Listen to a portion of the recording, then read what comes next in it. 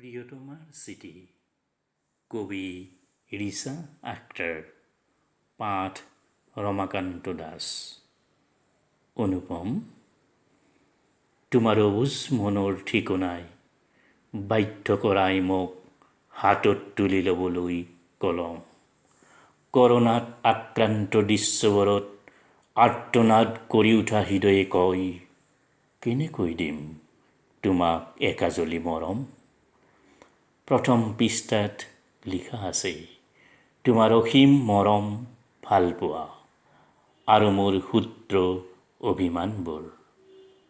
পিছৰখিনি পঢ়িবা ধৈৰ্যৰে, হয়তো ওলাব তোমাৰো অশ্ৰুধাৰা।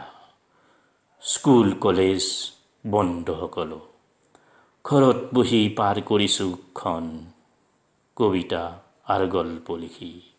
ওচৰ চুবুৰীয়াই যন্ত্ৰণাত ছটফটাই, অশ্ৰুবোৰ মোৰ নিগৰি আহে দুখীয়া নিচলাৰ দুখবোৰ দেখি।